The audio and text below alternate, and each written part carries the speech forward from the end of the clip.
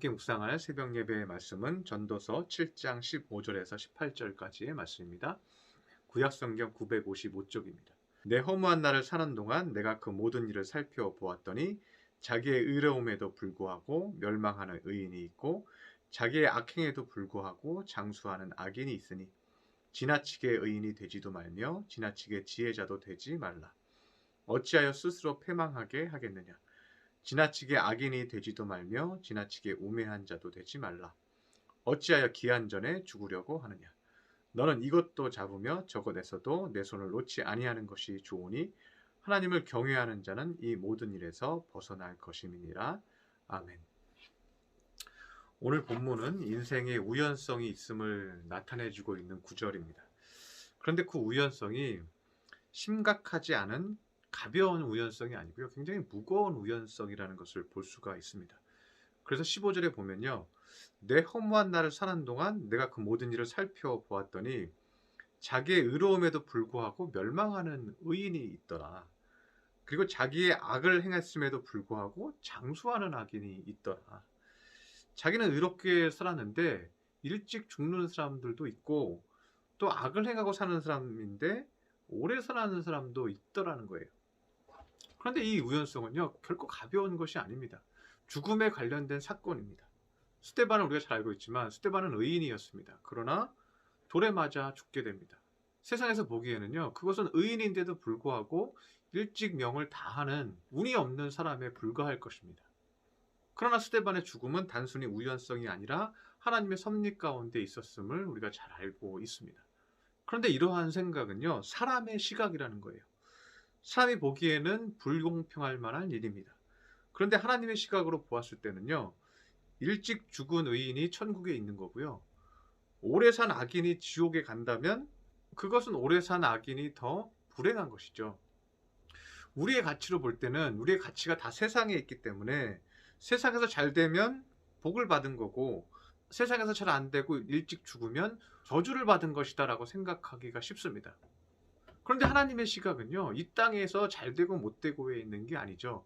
하나님의 시각은 우리가 살고 있는 인생은 이슬과 같이 짧은 인생이고 안개와 같이 짧은 인생이고 마지막에 주님과 함께 영원한 생명을 가지는 것에 주님은 초점을 맞추시기 때문에 의인이 일찍 죽어도 그것이 저주가 아닌 거죠. 그러니까 하나님의 시각으로 봤을 때는요, 일찍 죽었다고 해서 불공평한 게 아니라는 거죠.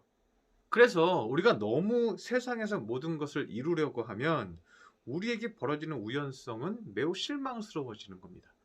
세상에서 모든 것을 승부하려고 하는데 어떤 일이 나에게 벌어지면, 어떤 나쁜 일이 나에게 벌어지면 매우 실망스럽죠.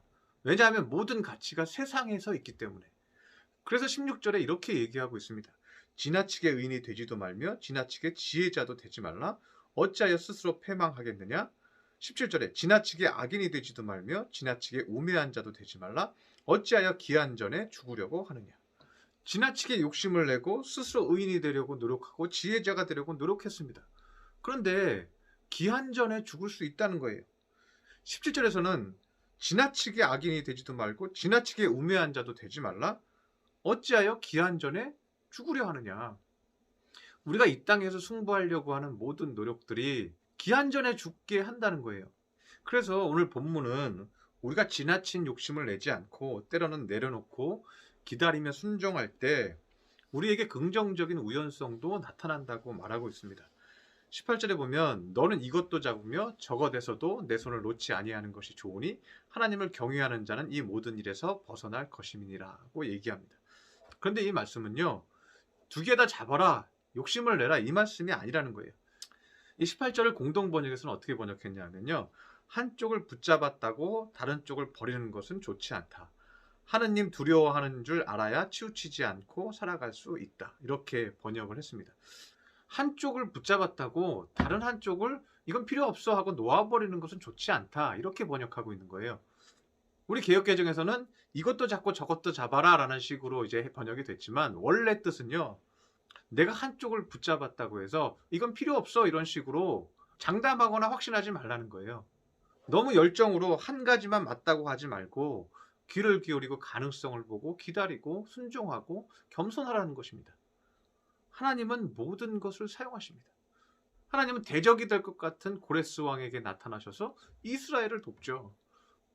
하나님은 대적이 될 것 같은 바울 사도를 사용해서, 그리스도를 핍박했던 바울 사도를 사용해서 모든 이방인들에게 복음을 전하죠. 하나님이 어떻게 사용하시고 어떻게 일하실지는 주님만이 아시는 거예요. 그래서 우리는 겸손하게 기도해야 합니다. 하나님이 어떻게 일하시는지 우리는 지켜보면서 기도해야 합니다. 하나님은 내가 싫어하는 사람을 통해서 나를 도우실 수도 있습니다. 그리고 내가 기뻐하는 사람을 통해서 나를 실망시키실 수도 있습니다.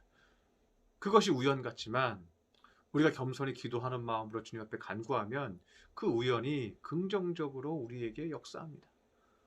그것이 우연인 것 같지만 하나님의 섭리 가운데 필연적으로 우리에게 역사하고, 그 역사를 통해서 하나님은 기적을 일으키시고 하나님은 섭리하시고 하나님의 역사를 주장하십니다. 여러분이 주님 안에서 겸손히 기도하고 고집부리지 않고 온전히 순종하는 믿음을 가진다면 하나님께서 생각지 못했던 우연성으로 여러분에게 역사하실 것입니다. 어떻게 이런 일이 있어? 하는 일로 여러분을 도우실 것입니다. 하나님의 가능성을 믿고 판단하지 아니하고 주님의 역사하시는 섭리와 기적을 체험하는 귀한 믿음의 성도들 되시기를 축원합니다.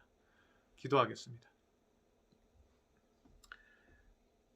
할렐루야. 사랑과 은총이 충만하신 주님, 오늘은 우연성에 대해서 깨닫는 시간이 되었습니다. 우리에게 많은 우연인 것 같은 일들이 벌어집니다. 그러나 우연인 것 같지만 그 안에는 하나님의 섭리가 있습니다. 우리가 겸손히 주님 앞에 순종하고 기도하며 하나님을 경외하는 마음으로 나아갈 때 하나님께서 역사해 주시는 줄 믿습니다. 우리가 함부로 판단하지 아니하고 겸손히 주여 도와주옵소서 하고 기도하며 모든 가능성을 기대하게 하여 주시옵소서. 그럴 때 하나님의 역사하여 주시옵시고 하나님의 살아계심을 보여주시옵소서. 귀한 말씀 주시니 감사드리며 예수님의 이름으로 기도드렸습니다. 아멘.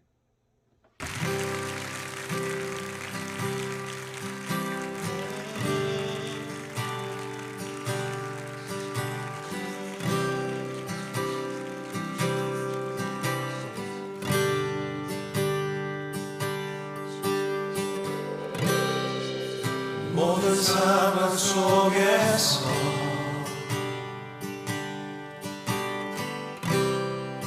주를 찬양할지라.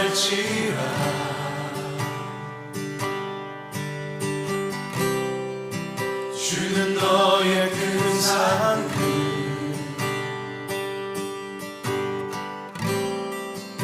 큰 도움이시라.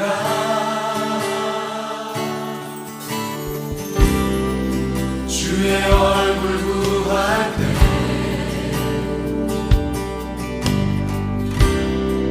주의 영을 부으사